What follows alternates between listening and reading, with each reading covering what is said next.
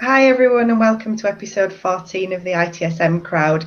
Normally on the ITSM crowd we focus on some fairly traditional IT service management topics. So we've talked about ITIL, we've talked about training approaches, and we've talked about cyber security. Today we're going to take a slightly different direction and have a real good look at the future of service management, and I'm really excited that we're joined today by Peter Johnson. So the first thing I'm going to do is ask Peter to introduce himself and just tell us a little bit about his background. Hi everyone. Yeah, thanks Claire for inviting me on. My name's Peter Johnson. I've recently started an organisation called CXI, which is looking at some future aspects of IT service.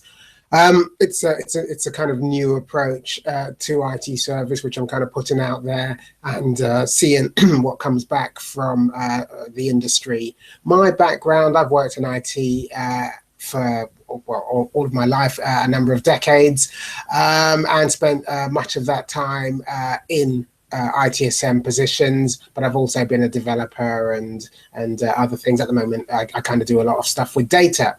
But the other side of my background, more my academic background, is psychology, specifically work psychology. I did my bachelor's psychology degree down in Sussex, and I did my postgraduate work psychology degree at Sheffield University. And all of this stuff has gone together, my experiences in ITSM alongside my academic psychology background to help me kind of formulate an approach which I think is interesting for the future and with the challenges ahead of us, like digital transformation and all the other stuff that's coming down the line.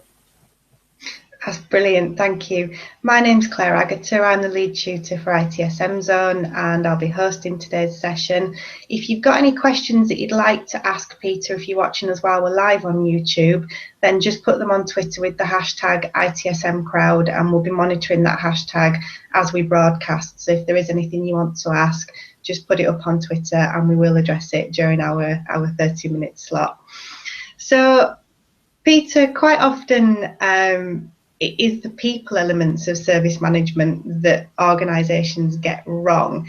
Has that psychology background helped you when you're applying new ways of working in organisations? Completely. Psychology has been, part of my thinking, since I was a young man doing my undergraduate studies. And of course, that's going to influence me in everything I do. And, all of those studies that I learned about ways to motivate people and kind of group processes and the rest of it informs everything I do, including my work in IT service management. Now, my specialist subject in psychology as a postgrad was motivation, and I did a lot of deep study of a theory of motivation called self-determination theory, which is the current accepted wisdom about motivation. I don't know if anyone's seen the Daniel Pink videos, the TED Talks and stuff on YouTube where he talks about motivation. He bases all of this, all of his talks on self-determination theory, and it's kind of beyond the old classic extrinsic versus intrinsic.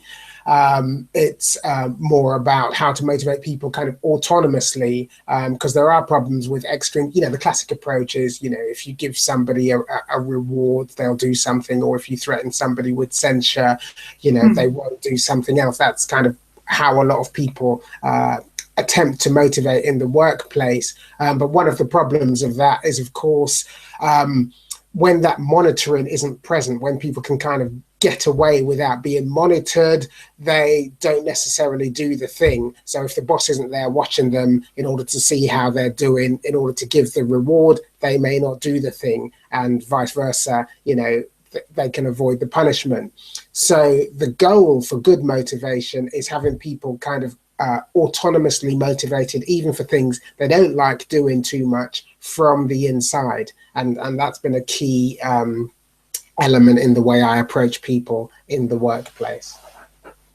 So this links, I think, to a lot of the changes that we're seeing in service management at the moment, where organisations are shifting from very hierarchical, process-bound structures to more agile ways of working. And one of the key points to that is these small autonomous teams that are empowered to work and are self-directing. Is this the way you see service management evolving?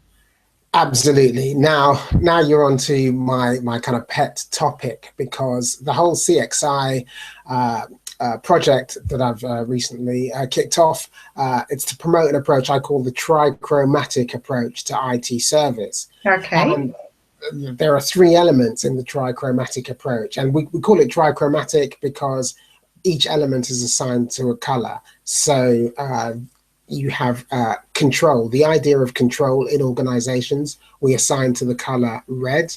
The idea of autonomy, that freedom, self-organization, we assign to the color blue. And the idea of human personal values, individual values, we assign to the color green. Now, I mean, if you like, I'll talk about that in a little bit more detail. Yes, please. Okay, control is what ITSM has been good at in the past. And control is good. It's given us reliability. It's given us stability. And in ITSM, control has been taken from some quite old theories of organizations. If you look at ITSM closely, you'll see a major influence of Frederick Taylor's Scientific Management, a book he wrote in 1911, very influential. People like Ford, and the idea of the production line, the automotive production line, came from this. But it's all about control. It's all about best practice. It's about top-down management. It's about processes. It's about people at the top telling the people at the bottom what to do, and the people at the bottom just follow it. And that's control. And the other big idea that you can detect in ITSM is systems thinking, an idea that came out of the 1950s, out of advances in biology, then engineering, and then it moved into the workplace. And that's all about targets and measurement and regulation. And again, you can see that's a big influence in ITSM, SLAs, and all the rest of it. And that also has issues, as we know from wider society. The idea of targets in schools and hospitals, it sounds like a good thing. It should be a good thing, but people work to the target and don't always look at the reality of the service situation they're presented with.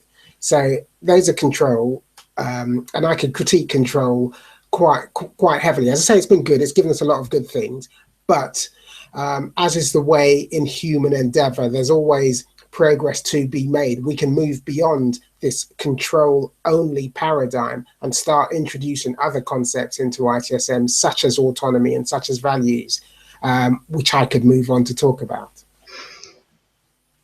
So some people might argue that some of the popular existing service management methods like COBIT and like ITIL only prescribe a certain level of control, so they define boundaries that people work within. Do you think the issue has arisen because of the way people have interpreted the methods, or do you think there's something actually not quite right with the methods themselves? I think the methods are okay. I mean, I was a big fan of ITIL when it first came out, because I remember the pre-ITIL days, and I remember how chaotic things were.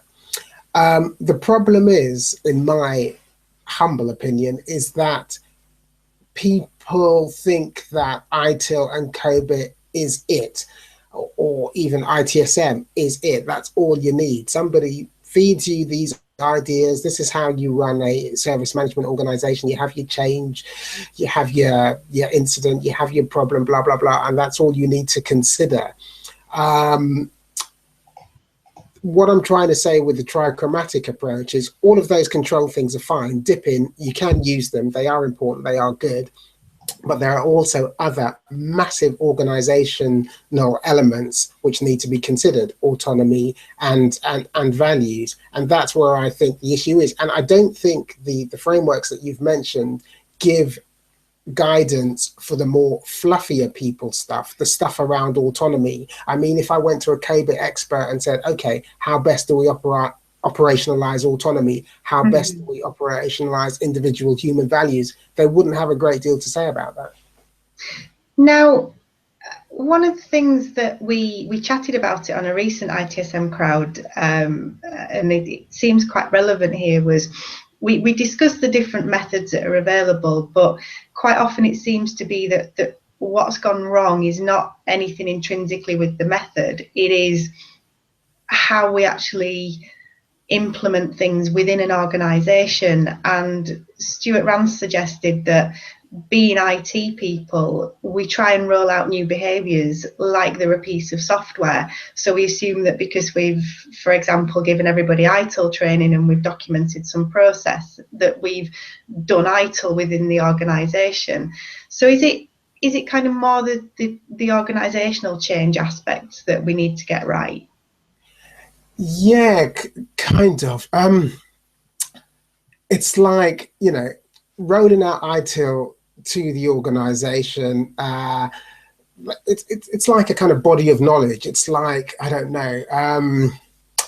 That's just a part of it. That's just a part of it. You have to remember, an organization is staffed with people, and people have kind of motivations and values. And also, as I said, ITIL is a framework around control. It's about, the people at the top deciding what's best, sometimes way in advance, and rolling that down to the individual people who are doing the work. And that's the whole ITIL framework. And that is fine. But what you don't get in a sort of customer service situation, let's think about the front line. If somebody is following a process like that, if you've rolled out ITIL and someone's following a process, you're not going to get responsiveness. Take an example of phoning your mobile phone provider, and you're speaking to someone on the other end of the phone, and you've got a slightly complex problem, and the person's just kind of going through a process, going through a script, and you realize they're not actually listening to what you're saying. They're trying to move you on. They're probably doing two things. Number one, they're probably following a process. Number two, they've probably got targets to meet, the amount of time they spend on the call, whatever. So they're not actually listening to you and responding to your approach. And I think that's the big weakness of the process of the target approaches, is that they mean that, the service givers don't really respond and don't really innovate. And that's why I think we need to say, yep, ITIL's good, control is good, service management is good. But if you have autonomy in your organizational approach, if that service agent was free to use their experience and their knowledge and their service passion, they may produce a solution that makes the customer or the user, whoever's calling in, really happy. They've got a non-standard problem, and the person's actually thinking about that problem, not thinking about the process, not thinking about the target. Does that kind of make sense? It does, absolutely. And one question I have is, how ready are the organisations that you're working with? How ready are they for an autonomous approach? Because certainly I know with my background, working with some local and central government organisations here in the UK, moving to a more autonomous way of working would be a big change for these people, and would actually be quite frightening, I think. Everyone's frightened of it. I'm not expecting to, make my fortune from doing this anytime soon. People like hearing about it. People like dipping the toe in the water and thinking about it. There are a couple of reasons why I think people are going to have to do it fairly quickly, and one of those is digital transformation. But I'm going to tell you a story I always tell when I give my talks, and it's about Google. And everyone says, yeah, that's Google. Whatever they do, they're a bit special. But in the early days of Google, the way they recruited was by putting up massive billboards in San Francisco, Silicon Valley, wherever. And those billboards weren't branded with the Google name. They just had a maths problem, just some complicated maths problem. And basically, people would be walking home from work or whatever, see that maths problem, and there'd be some people who could not resist doing that maths problem. So they did that maths problem. And the answer to that maths problem was a website, which led to Google's recruitment page. And they hired a lot of people through that. The other aspect of Google is that they, in their early days, they had a famous policy, 20% time. 20% of everyone's working time was free of management control. So they introduced autonomy. Yeah, so 1 day a week, 20%, 5 days a week, 1 day a week was free from management control. You could do what you wanted. I heard you could go to the beach, go surfing, whatever. I don't know if that's true, but it was free from management control. Out of that time came Google Mail, Google News, AdSense, from that free non-managerial time.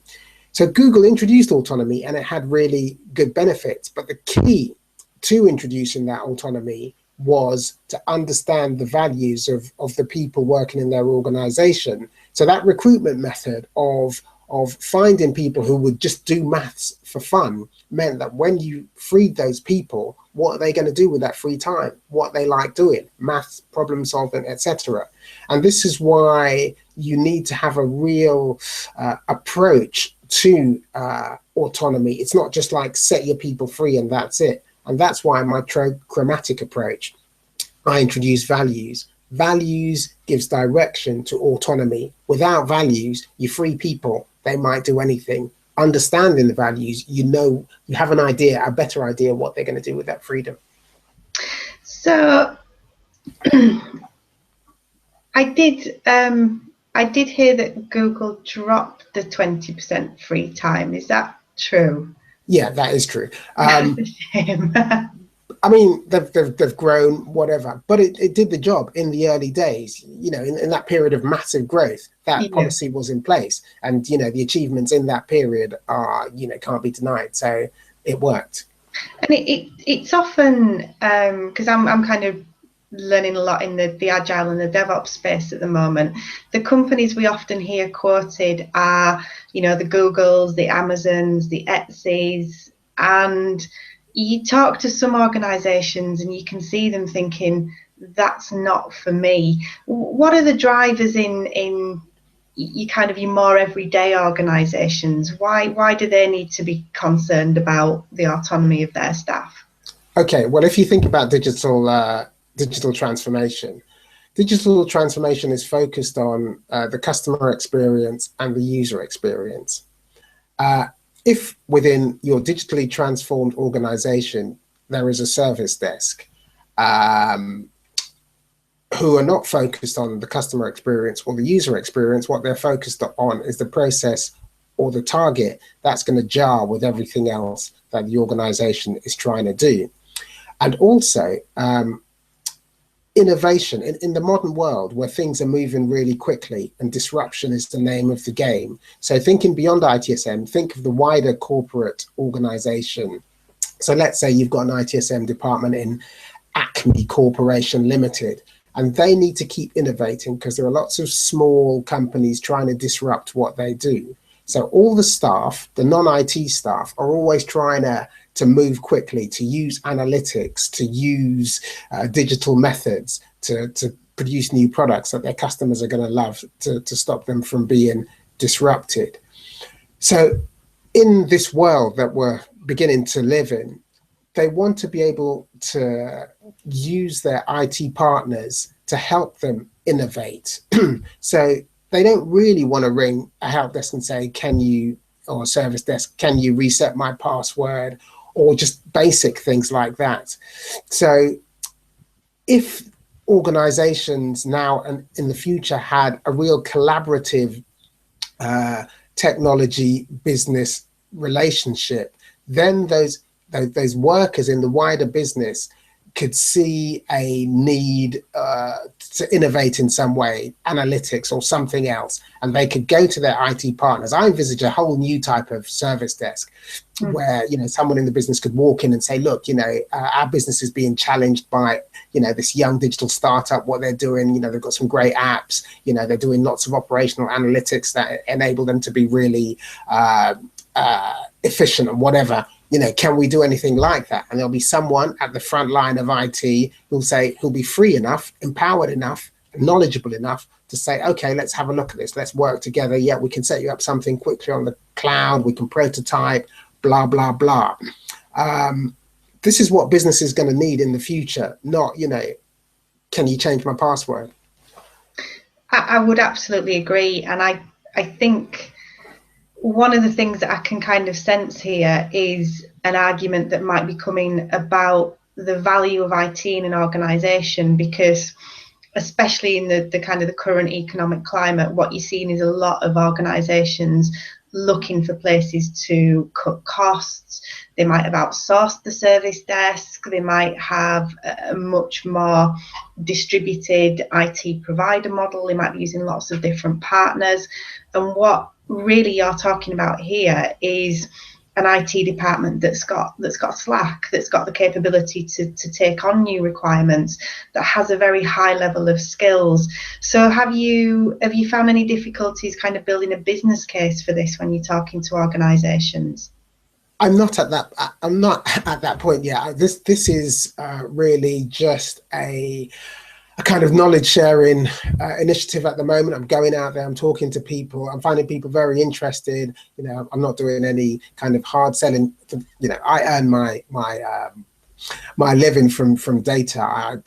The work I do is like data analytics, that kind of stuff. That's how I earn my real money. This is just like something I'm totally interested in. I'm just going out there sharing the information. I'm getting a lot of interest back. But,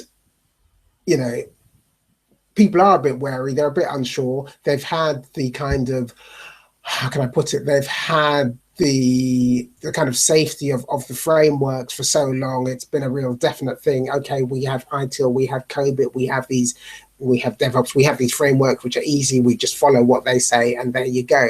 But the approaches I'm talking about are a lot more chaotic, a lot more free. You have to trust your people a whole lot more. Give them freedom. Yeah. And would you expect, given that this is very kind of people-led, should this be coming from the IT department, or is this something that you would expect to be driven at a strategic level in the organisation? Should this be coming from the business, this desire to have IT work in a different way?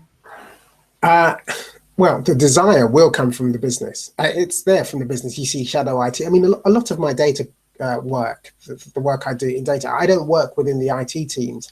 The business brings me in. Some people call me glorified shadow IT because they find that the IT department too cumbersome, too slow, not agile enough. They want someone who can create these solutions quickly because they're being snapped at by agile competitors, so they want someone to come in and move really quickly to deliver what they need. So what was the question again? So the question is, where should this be driven in the organisation? Is this something that IT is pushing out to the business, we're working in a new way, or is this strategically with the business, this is how we want IT and the business to work together? Okay, yeah. So the business want this, but they don't know how to operationalize it. They just know that they want IT to be more kind of responsive and the rest of it. And then it's up to the leaders in IT to shape their offering in these new responsive ways. And if they do that, and if they deliver that to the business, then the business will say, wow, we like this new IT. I get a lot of love working independently, directly in the business, the kind of love I never got when I was in ITSM saying, the process says, no, we've got to do it this way, we've got to do it that way. And I think it's a lot harder. There's much less safety. You feel really exposed, but you have the ability, when you have that freedom, to really please the business, give them what they want and what they need. So tell me a little bit about the vision for the future then. If organisations start to work in this way, how will things change for IT and for the business? Oh, it would be a beautiful world. Okay,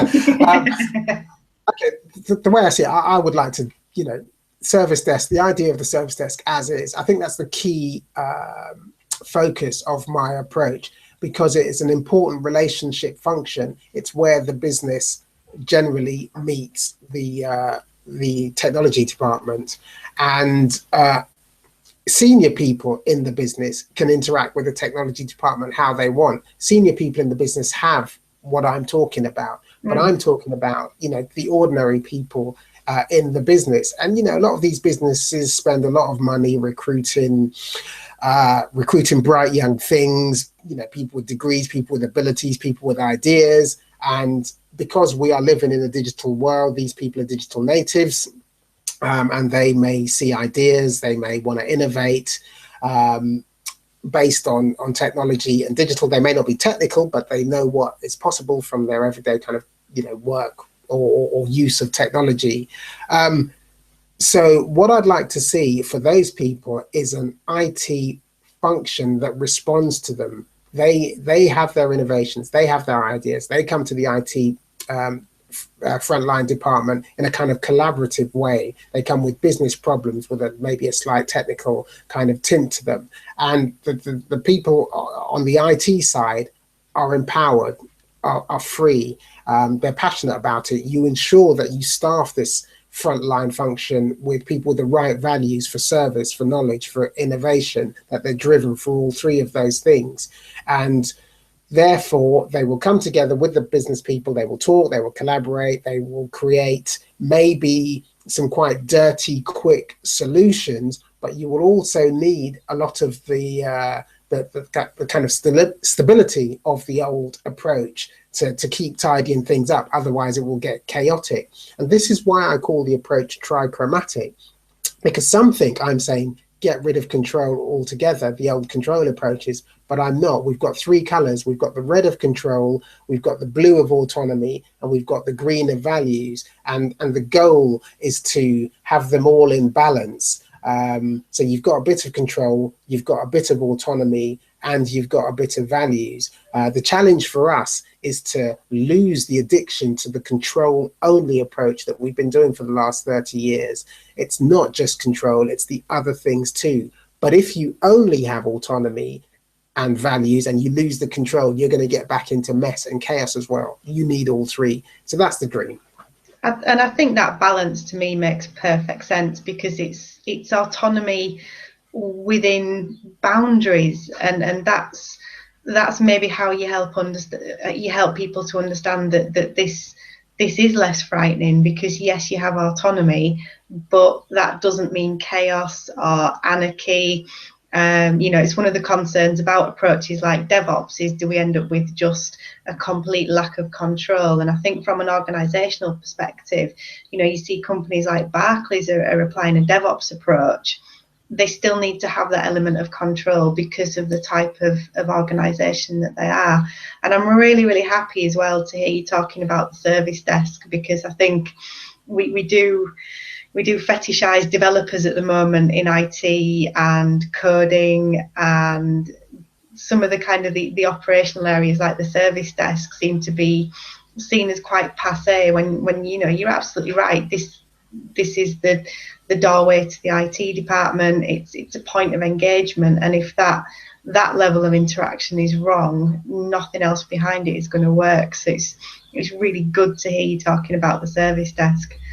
We're coming towards the end of our time. That's gone really, really quickly. Where can people learn a little bit more about your approach? Okay, well, I did write a book about it, but it's a bit academic, so I kind of it's off the market now. But it was really good exercise in me to kind of organize my thoughts. But the main place you can go to find out more is on the CXI website, and that address is cxiservice, all one word, .co.uk, and there's a lot of information on that site about the trichromatic approach, and there's also a link to the blog, and there are regular articles going up every week with more details about trichromy. Fantastic. And you've got a Twitter address as well? I have indeed. You can find me on Twitter. I am TechPsychSoc, TechPsychSoc, TechPsychSoc, and yeah, you can read my ramblings on IT and other subjects there. Fantastic. And we'll be tweeting and mentioning Peter from the ITSM Zone Twitter account as well. So if you didn't get that, if you just have a look, you'll find us on there. So I'd just like to say huge thanks to Peter for joining us today. It's really interesting sometimes to just step back and take a look at the future and where we're going as an industry, as well as looking at the day-to-day operations and what we do. So thank you so much, Peter, for joining us. It's been an absolute pleasure, and I look forward to seeing more of what you're doing. Fantastic. Thanks, Claire. It's been amazing. Thank you very much. Thank you.